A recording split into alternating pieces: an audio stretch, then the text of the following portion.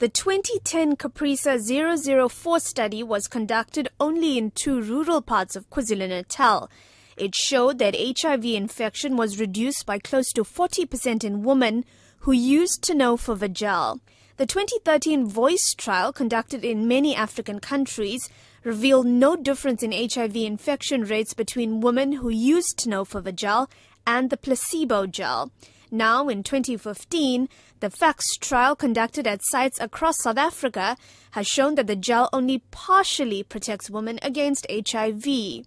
What then does this mean for women who want to protect themselves against the disease? It says that Rome was not built in a day. HIV prevention with women-initiated controls remains difficult at best. Head of the WITS Reproductive Health and HIV Institute, responsible for the FACTS trial, Professor Helen Rees.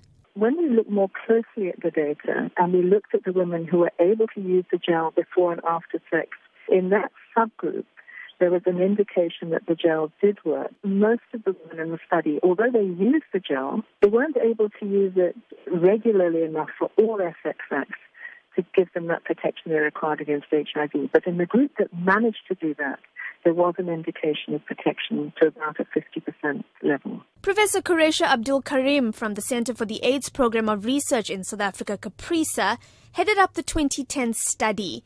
She says what the latest FACTS trial results reveal is that the benefits of the gel come from consistent use and not when it's used some of the time. So what it tells us that even in the FACTS study, although 60% of the women used it, it was not enough to offer them protection. So if you use the product in 60% of your sexual encounters, it's the same like condom use. If you use the condom occasionally, the times that you don't use the condom, you put yourself at risk.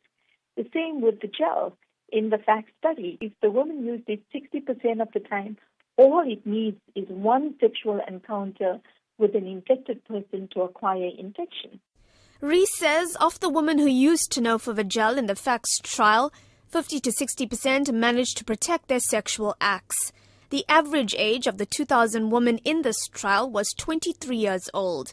Most were unemployed, single, and lived at home, which made sexual privacy difficult, forcing them to have sex outside the home.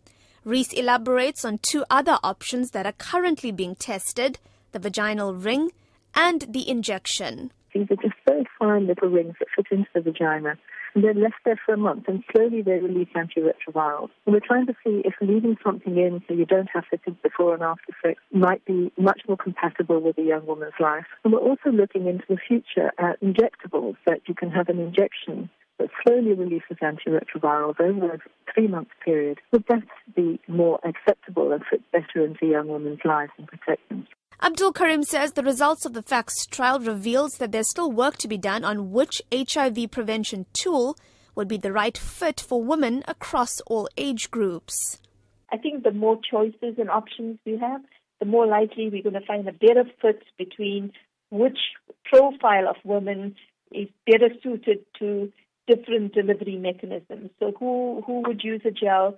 Who would use a ring? Who would use an injectable? Both Rees and Abdul Karim say research must continue to allow as many women as possible to use as many HIV prevention methods as possible that will allow women to exercise their right to be HIV-free.